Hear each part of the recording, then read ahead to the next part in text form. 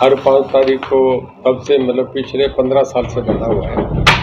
अब के 5 को कैबिनेट मीटिंग थी, इस करके नहीं आ सका था, तो मैंने 5 बारी बदल के पहले माफ़ी मांग ली थी कि मैं इस तारीख में मिलूंगा। तो आज सबको मिलने का टाइम रखा। पहले हमारा पावर डिपार्टमेंट का एक रिव्यू था, सब ऑफिसर्स, हमारे MD, डायरेक्टर, चीफ इंजीनियर थे, सारे एससीज बुला रखे थे। ट्यूबवेल का है, आगे गर्मी आएगी तो हम कितनी तैयारी में है, सब स्टेशन जो नए बन रहे हैं उनको रिव्यू करा, कितने दिन में कंप्लीट हो रहे हैं, और ट्रांसफार्मर्स की सप्लाई है कि नहीं, हम पे सफिशिएंट है। वो सारी बातें करने के लिए पहले 2 घंटे वो मीटिंग चली, अब फिर 11 बजे से मैं यहाँ गया जी। विशेष कोई निर्णय लिया गया मीटिंग में? देखिए, खाली ये कि आने वाली जो पोजीशन है, गर्मी आ रही है, उसमें हमें दिक्कत नहीं है, पहले से तैयारी करके रखें। बाकी थोड़ा सा ये है कि लोगों को दिक्कत नहीं आए, जितना कोई जो बिलों का मामला है कि ऐसी वो अपने लेवल पे फटाफट से महीने के महीने, मतलब जो पहले ये था ना कि बिल ज़्यादा आ गया, ओवर बिलिंग, एक तो ओवर बिलिंग इशू नहीं कर रहे, जो 3 गुना ज़्यादा आ गया उसको रोक दिया हमने कि इशू ना करो, और जिनका थोड़ा बहुत ज़्यादा है तो वो हम एक तो चीफ इंजीनियर अपने सर्कल पे करेगा, SC अपने जिले जिस सर्कल पे करेगा हफ्ते के हफ्ते में, और उनके जो बिल हैं ठीक करके उन्हें ठीक करके भेजो ताकि लोगों की तकलीफें ना रहें। तो सब स्टेशन बनने हमारे, जिनका टाइम दिया हुआ था उन्हें ये था कि आप अपना टाइम से, सब पार्टीज बुला रखी थी, टाइम से कंप्लीट करें। वो रिव्यू करा कितना हो गया, कितना बाकी है, कहीं 70% हो गया, कहीं 80% हो गया होगा। और ये फसल में जो आजकल बिजली बंद है वो ये करके है कि फसल कटते हैं, उसके बाद फिर जो रेगुलर सभी जगह हर साल करा करते हैं, उसके बाद होगी। पावर की कोई प्रॉब्लम नहीं आएगी, गर्मी हम पूरी तरीके से तैयार है, हम पे इन हैंड फुल पावर है, कोई दिक्कत नहीं आएगी। एक हम ये कर रहे हैं कि जितनी पावर हम पे 8 बजे के बाद अवेलेबल है वो सोलर की होती है, मॉर्निंग तो हमें मिलती नहीं, 8 बजे के बाद 4 बजे तक उस पर मैक्सिमम ट्यूबवेल चलाए जाए ताकि हमें वो 3 रुपये मिलती है सस्ता। हमारा जनरेटर की जो इसकी थर्मल की वो 5 रुपये होती है, तो हमारा पैसा भी बचे। उस पर आज हिदायत थी कि उस पर ज़्यादा से ज़्यादा उस पर शिफ्ट ऑन करो जितना हम कर सकते हैं। अभी सोलर से कितनी बिजली अपने को मिली? सोलर से कितनी बिजली जनरेट हो गया हमें मिल रही है? सोलर हमें काफ़ी मिलती है जी, हमें 1000 मेगावाट तो खाली उनसे अडानी से ही मिल रही है। बाकी दूसरे छोटे छोटे हैं अरेंजमेंट, कुछ शॉर्ट टाइम है, कुछ लॉन्ग टाइम है। कोरोना के केस बढ़ रहे हैं जेल में, उसके लिए क्या किया गया है जी? कोरोना के जो केस बढ़ रहे हैं जेलों के लिए क्या हुआ है?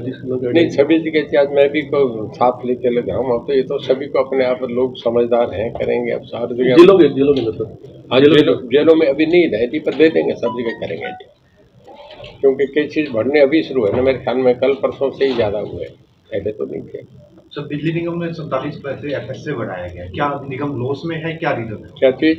47 पैसे FS से फ्यूल सरचार्ज जो बढ़ाया। ऐसा है, हमने 8 साल में कहीं आज तक नहीं बना। देखिए, प्रॉपर्टी के रेट बढ़े, आपके डीजल के रेट बढ़े, हर चीज़ के बाजार में आप कोई भी डोमेस्टिक चीज़ लेंगे उसकी हर चीज़ के रेट बढ़ रहे हैं, और उसके बाद भी जो जनरल कमोडिटीज़ की चीज़ें उनके भी रेट बढ़े, हमने बढ़ाए नहीं। ये 45 पैसे बहुत माइनर्स हैं, ये कोई नहीं, कई बार हमें भी डिपार्टमेंट करना पड़ता है।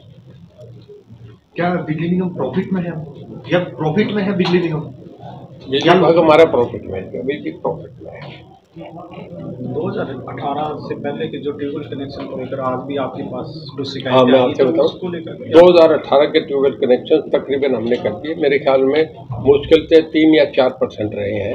उसमें भी कारण है कि कई जगह तो आपस में भाइयों का झगड़ा है, अब वो कोर्ट में लिटिगेशन में चलेगी कैसी। कई जगह ये है कि वो कहते हैं जी अभी फसल कट जाए उसके बाद करें, उसने खुद मालिक ने कह दिया कि मेरे 10 दिन ठहर के लगा दें।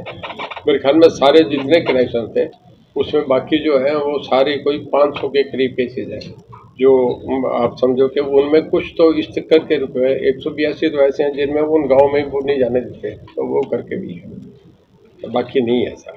ज़्यादातर शिकायतें जो आप सुन रहे थे वो अधिकारियों के या कर्मचारियों के व्यवहार के कारण थी, तो क्या ऐसा भी आपको इंस्ट्रक्शन जारी करेंगे कि लोगों से अच्छा व्यवहार करें? नहीं, ये तो हर बार आपके सामने देखने में कह के जाता हूँ, बात ठीक है कि थोड़ा सा व्यवहार भी सबको चेंज करना पड़ेगा। फर्क आ रहा है, लोग भी समझदार हो गए, लोग भी अपने अधिकार को समझने लगे, वो भी ऑफिसर कन्विंस हो जाते हैं कि हमें इनके साथ ठीक रहना पड़ेगा। अब वो बनाने वाली बातें नहीं रही, पब्लिक भी समझदार होगी और ऑफिसर्स भी अब उतने नहीं है कि वो रफ और टफ रहे।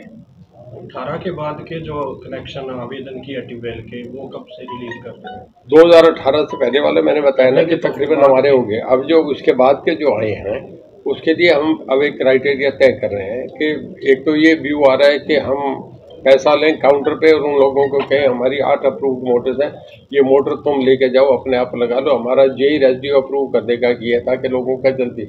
मेरे घर में 1,14,000 के करीब आए हैं। उसके लिए क्योंकि पहले वाले हमारे हो गए, अब उसके लिए मॉडलिटी तय करके हम जल्दी से जल्दी देना चाह रहे हैं। बहुत लोग ऐसे हुए जैसे पहले लोगों ने अप्लाई करा, बहुत लोग शिफ्ट कर गए, उस पर चले गए सोलर पे। सोलर पे हम सबसे ज़्यादा पॉपुलर करने जा रहे हैं। उस पर ये हो गया कि आप ये समझो कि 35-30% तो सेंट्रल गवर्नमेंट सब्सिडी देती है, 45% हम दे रहे हैं, 75% सब्सिडी मिलती है, तो फार्मर्स को 25% पे आता है। वो जिसके 10 एकड़ तक की ज़मीन है उसका उससे बहुत बढ़िया काम चल जाता है, वो उसी पे जा रहे हैं। तो एपी फीडर्स को भी सोलर पे कन्वर्ट कर हमारा जो पिछली बार जो था, मैं आपसे बताऊं, सोलर अब तक हमने 41,000 से ज़्यादा दे दिया। हमारा 1 लाख का टारगेट है। अभी भी सोलर मामले में कुसुम योजना में हम पूरे देश में राजस्थान के बाद नंबर 2 पे चल रहे हैं। सबसे ज़्यादा हम हमारे पॉपुलर है, सबसे ज़्यादा हम कर रहे हैं। लोगों का बहुत जैसे ही पोर्टल खुलते हैं लाइन लग जाती है सोलर पे।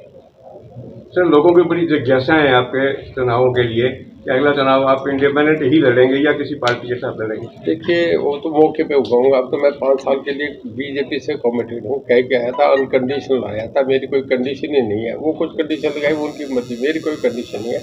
मैं पार्टी के साथ हूँ, सिंसियरली साथ हूँ, पूरे तरीके से काम कर रहे हैं। पार्टी के टिकट ले सकते हैं?